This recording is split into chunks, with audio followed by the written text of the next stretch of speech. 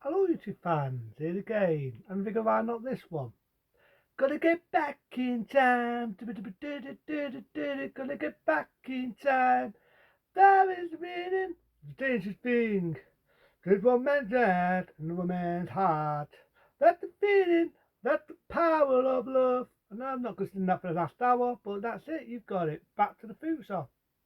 Date there, date film, date star, date everything. So let's get to Back to the Future. Sort of a big budget by Steven Spielberg, they decided to do a time machine film. Now, it's been years and years since they've done time machine films. The last was in 1960, it was called The Amazing Time Machine. It was like a time machine adventure film. Time films weren't done for so long, and Steven Spielberg decided why not produce and direct a time machine film. We had the same producers also at Diviners who filmed Roger Rabbit and so on. And they was looking for a star, and we already know the rest. So at the time, one of the stars would have been one of the actors you may remember in The Fly 2. That's right, the one that played Martin Bundle, believe it or not, the son of Jeff Goldblum's character, was going to be the role. Green Met Fi. And there's a lot of shoots, there's a lot of filming, and there's a lot of outtakes off that. And sadly to say, Steven Spielberg didn't think he was that good, and they got rid of him. And it's the same here because I've seen original footage, I've seen the original very rare footage of that, and it's the same. It really is the same. I do know they used some of the footage in Back to the Future 2, where McFly goes into that virtual reality universe, and all they did was use footage, what they cut from the footage, because there was footage Travis Bay, but there was footage originally shot of that. So they still looked for an actor, and at the time, Michael J. Fox was still trying to make it big. He did a few TV films. We all know the comedy show Family Ties, and he did a cheap B movie called Teen Wolf.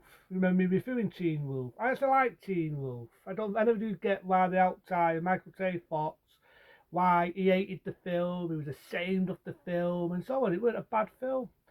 But because of Teen Wolf being a big success, Steven Spielberg felt he'd be the ideal role for McFly, and the rest is history. You've got Jock, another good actor, and the rest is history. And they felt instead of just having a time machine, why not make it cool, make it more 80s? So they decided to use the Ultra Lotus, and the rest is history. So you've got the day opening, you got Michael J. Fox again as McFly, he's based that guitar, puts the electric in, it bounces him in the air, and he says, wow, power. And then he knows he's got to go to stool, he's on the skateboard, he's staking to stool, you got that date song, that's the power of love. Dun, dun, dun, dun. Love the song. The only my issue is any kids who've got a skateboard, do not copy what Michael J. Fox's character does in the film. How they never got a bollocking for this, I don't know. Even I had the urge one day, being a lad, of having a skateboard and copying this. But in real life, if you do it, you're a goner, especially in today's era. That many dickhead drivers around. But there's a bit, so he's on the skateboard, and on the skateboard, he's holding the car on the skateboard, and the skateboard moves a toss where he's on the skateboard. Real life, real life, don't ever do that. It's not really wise. And he has a death friend in it who I do notice in Back to the Future 2, and a bit of the third one gets replaced by Elizabeth Sue, which I always thought was very funny. The actress, whether she wanted to prize a role or she wasn't asked, is a different story.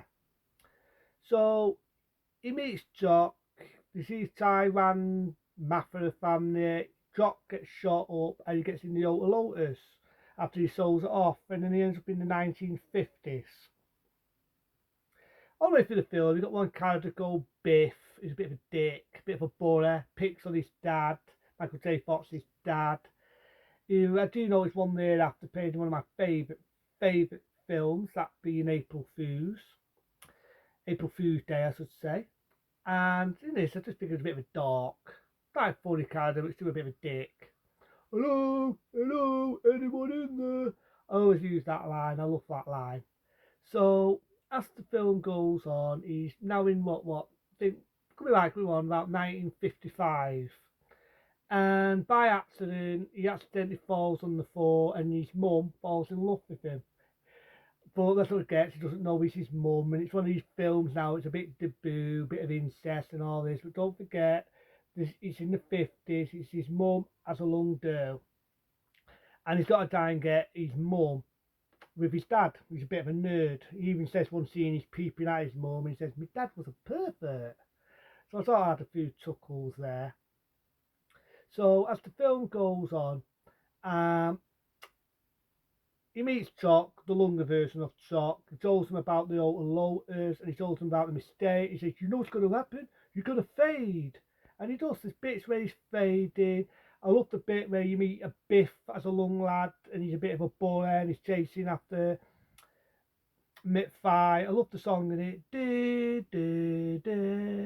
It's that sort of adventure feel, a little bit like an Indiana Jones, but more of an adventure feel. I love the bit where he's on the stage, they're landing shit, even that makes me laugh. And he's got to like alter the time before tell for talk to alter the time of the Alter Lotus and get things back the way they were.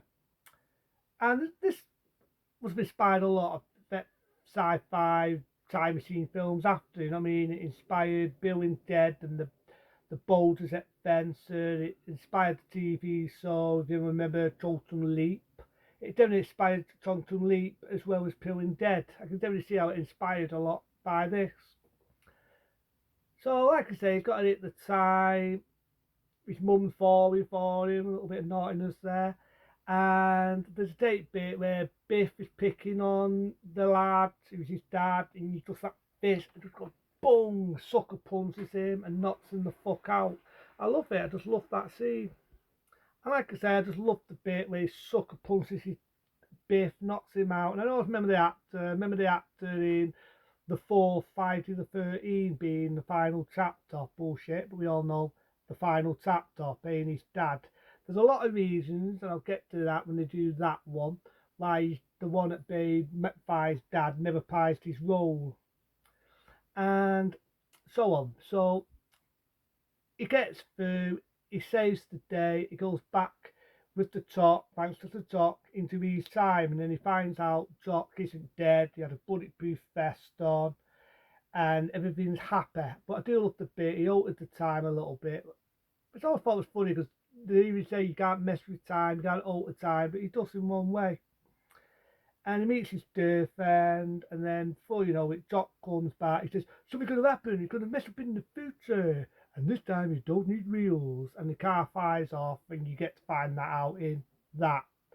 I thought there weren't going to be a sequel, it was just a silly little ending they threw in, and they decided to sort of put that in that one. But as you know, Back to the Future, it made money, it inspired a lot of other films like Bill and Ted and the Boulders at Fencer. It definitely inspired Quantum Leap. You had a date number one with Back in Time in The Power of Love. Everyone remembers the song.